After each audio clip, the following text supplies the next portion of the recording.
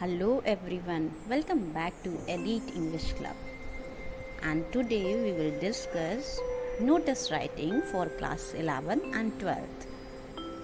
So let's start the discussion. Notice writing. What is a notice? सबसे पहले हम ये जानते हैं नोटिस होती क्या है. A notice is a written or printed announcement. For an example, a notice for sale. It is written in order to inform a large number of people about something that has happened or is about to happen.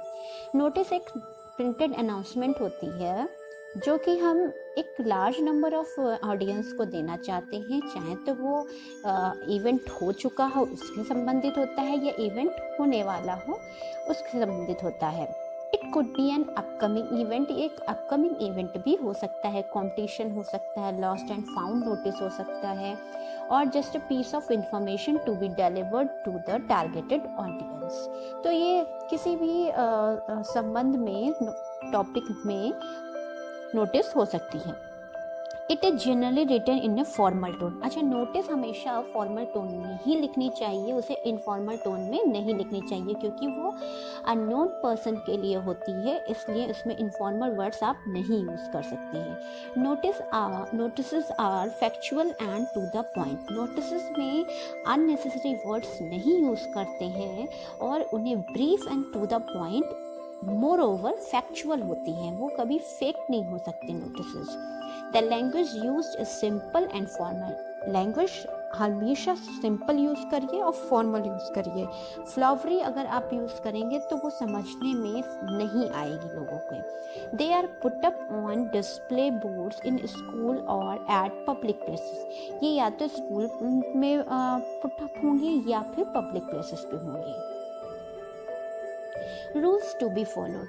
Notice लिखने के लिए क्या rule होने चाहिए, चलिए हम देखते हैं. There should be usage of passive voice while writing a notice. जब भी आप नोटिस लिखिए तो पैसिव वॉइस में लिखिए. It means you have to always use sentences written in passive voice. For an example, the names have to be by the students to their class teacher. Okay, जो name of the students होना चाहिए वो class teacher के द्वारा होना चाहिए. Never use first person while writing a notice. First person का use कभी भी नहीं करना चाहिए. There should be no use of I, we and me. This is an important rule which should be memorized by heart. You always keep in mind that do not write that I because you are not writing in a personal tone. आप personal tone में notice writing नहीं दिख रहे हैं, इसलिए first person का use नहीं होगा. फॉर्मेट में क्या क्या चीज़ें इम्पॉर्टेंट हैं और क्या माइंड में रखनी चाहिए, जो सीबीएसई भी कहती है कि क्या पॉइंट्स होने चाहिए. सबसे पहले नोटिस में पॉइंट होने चाहिए नेम ऑफ इंस्टीट्यूशन और ऑर्गेनाइजेशन. कौन ऑर्गेनाइज कर रहा है इस नोटिस को, कौन इंस्टीट्यूशन इसे फॉर्मेट कर रहा है, ये इम्पॉर्टेंट है मेंशन करना है. It refers to the name of institution of which the person writing the notice is a part of. कहाँ से कौन पर्सन इसको नोटिस दे रहा है. For an example, it is mentioned in question that you are the head boy और head girl of Kalyan public school. अगर आप देखें, suppose you are a head boy and head girl करके आप लिख रहे हैं नोटिस, तो कल्याण पब्लिक स्कूल से आप बिलोंग करते हैं, इसलिए यहाँ पर Kalyan public school institution mention करना बहुत इंपॉर्टेंट है. Date. It should be written in the form date in number month in words and then year. जैसे कि आप लिखते हैं नोटिस 3 मई 2020, तो आपको नोटिस इस तरह से लिखना है जो आपको ये करे कि आप क्लियरिफाई कर सके. तो डेट होना ज़रूरी है क्योंकि डेट ही बताता है किस डे आपने वो नोटिस डिस्प्ले की. फिर heading. The heading of the notice should always be according to main idea on which the notice is based. Like if it is a notice about inter school debate competition, then the heading would be inter school debate competition. अच्छा, notice में heading वही होनी चाहिए जिससे belong करता है. अगर inter school competition है तो इंटर स्कूल डिबेट कॉम्पिटिशन लिखिए. अगर इंटरसेक्शन कंपटीशन है तो इंटरसेक्शन कंपटीशन लिखिए, अगर ओपन स्कूल कंपटीशन है तो ओपन स्कूल, अगर आपका सिटी बेस्ड कंपटीशन है तो सिटी बेस्ड, इसलिए डिस्ट्रिक्ट लेवल कंपटीशन भी डाल सकते हैं।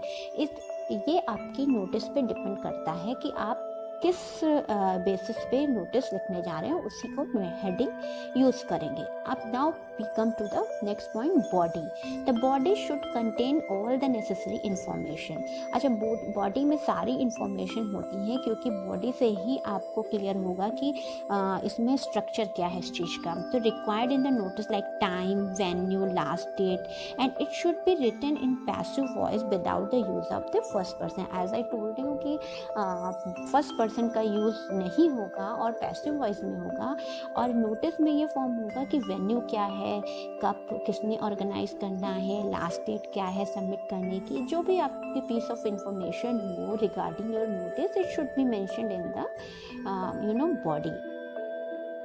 Now this is a format, just see कि यहाँ पर देखिए मैंने दिया है नेम ऑफ इंस्टीट्यूशन और ऑर्गेनाइजेशन, फिर आपको नोटिस फॉर्मेट करना है, फिर डेट, मंथ, ईयर, फिर हेडिंग डालना है और फिर बॉडी और कंटेंट, देन लास्ट में आपको सिग्नेचर, नेम और डेजिग्नेशन लिखना है।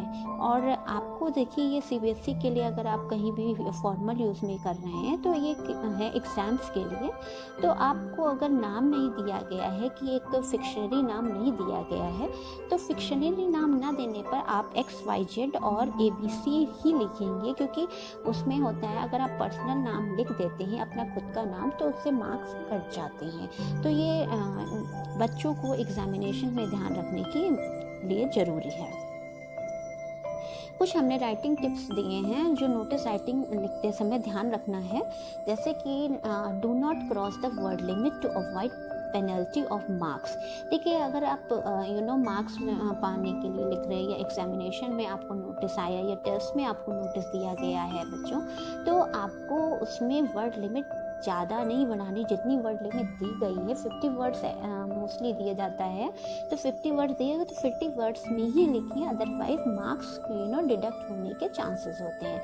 Repetition of any information should be avoid. बार बार एक ही चीज़ को रिपीट करना भी गलत होगा, इसलिए रेपिटेशन को अवॉइड करिए। Always enclose notice in a box, this is a very important point कि नोटिस को बॉक्स में आपको इनक्लोज करना है।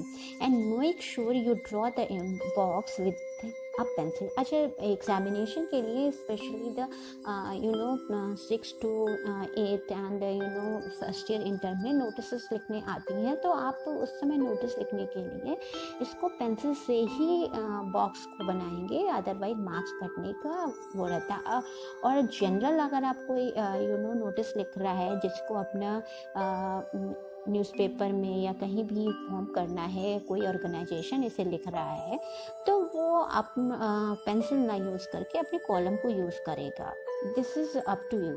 Keep your notice short, crisp and to the point. जैसे कि मैंने पहले कहा कि शॉर्ट नोटिस होनी चाहिए, ब्रीफ पॉइंट्स होने चाहिए, टू द पॉइंट होने चाहिए, स्ट्रेट फॉरवर्ड लैंग्वेज होनी चाहिए, सिंपल होनी चाहिए, ईजी होनी चाहिए, and highlighted the word notice, और नोटिस को हाईलाइट करना चाहिए, the word notice which, and the title bold होना चाहिए और अंडरलाइन होना चाहिए, क्योंकि इससे होता है ना कि आपको क्लैरिफाई होता है कि नोटिस के स्ट्राइकिंग नोट होना चाहिए कि दूर से ही आप समझ जाएं कि क्या टाइटल है नोटिस का। The title should be captivated and eye catching. Title ऐसा होना चाहिए जो आई कैचिंग हो, एट ए ग्लांस किसी की नज़र पड़े तो अवॉइड ना कर सके। Don't make hypothetical information and facts. देखिए हाइपोथेटिकल इन्फॉर्मेशन का यूज़ मत करिए, फैक्ट्स का ही यूज़ करिए, क्योंकि हाइपोथेटिकल इन्फॉर्मेशन का जस्ट इमेजिनेशन होता है और उसका नोटिस से अपनी रियल लाइफ से कोई भी संबंध नहीं होता है। फिर नेक्स्ट पॉइंट है make use of what is given in the question. देखिए क्वेश्चन में अगर आप छात्र हैं किसी स्कूल के या किसी बोर्ड एग्जामिनेशन में एग्ज़ाम देने जा रहे हैं, तब आपने ये चीज़ यूज़ करनी है। तो जो क्वेश्चन में दिया गया है उसी को मतलब क्वेश्चन के आधार पे ही आप नोटिस फॉर्मेट करिए, ड्राफ्ट करिए। Make sure you do not mention your personal information. I told you do not use the personal information because it is just a formal note. Notice, आप फॉर्मल नोटिस लिख रहे हैं तो personal information आप नहीं लिख सकते। Make use of the all the available information in the question. जैसा कि आपको मैंने पहले ही बताया, अगर आप कोई एग्जामिनेशन में नोटिस राइटिंग कर रहे हैं या आप क्लासरूम में कोई नोटिस राइटिंग कर रहे हैं तो आपको जो भी इंफॉर्मेशन क्वेश्चन में दी गई है उसको ही यूज़ करिए। आप अपनी कोई इमेजिनरी इंफॉर्मेशन उसमें मत यूज़ करिए। Your answer shall include answers to all the 5 W's. 5 W's are very important in a piece of writing. What, why, when, where and who. Because these points give a good impact to your writing. ये 5 जो W's हैं वो आपकी writing को एक अच्छा impact देते हैं। What, क्या, क्यों, कब, कहाँ और किसने किया। ये राइटिंग का एक इम्पॉर्टेंट पॉइंट है जिसे आपको हमेशा यूज़ करना चाहिए और ये आपकी एक राइटिंग को इम्पॉर्टेंट पॉइंट देता है। The purpose for which it is being written should be stated clearly. जो भी आपने नोटिस में यूज़ किया है वर्ड्स उसको क्लियरली लिखा हुआ हो, जिससे कि पढ़ने वाला रीडर जो है उसे क्लियरली आपकी पॉइंट आप क्या समझाना चाहते हैं वो वन टाइम में ही समझ में आ जाए, उसको बार बार उसको रीड करने की ज़रूरत ना पड़े। Focus on presentation and clarity. आपको पूरा फोकस प्रेजेंटेशन पे ना, जितनी क्लैरिटी होगी आपकी नोटिस उतनी ही अंडरस्टैंडिंग होगी। तो ये थे कुछ हमारे टिप्स। अब मैं आपको एक फॉर्मेट देती हूँ जिससे आप ये समझ जाएंगे कि आपको कैसे करना है। देखिए, XYZ इंटरनेशनल स्कूल, यहाँ पर आपके ऑर्गेनाइजेशन का नेम दिया है, नोटिस दी हुई है, टाइटल, देन उसके बाद आपको डेट लिखा है, फिर आपका टाइटल ऑफ द सब्जेक्ट, ये क्रिसमस गैदरिंग पर है और ये आपकी दी हुई है on the auspicious occasion of Christmas the school has organized a gathering followed by dinner. All students of the school are requested to attend the event at 6 p.m. on 25th December 2019. अब यहाँ पर जिसने notice draft किया है उसका नाम है और फिर उसका डेजिग्नेशन और लास्ट में सिग्नेचर है। तो आई होप आपको ये चीज़ पसंद आई होगी और आपको अगर कोई भी क्वेरीज हो तो कमेंट बॉक्स में कमेंट करना मत भूलिएगा। और नेक्स्ट टाइम मैं अपने नेक्स्ट वीडियो लेके आऊँगी। So keep watching and thank you and take care. Hello everyone, welcome back to Elite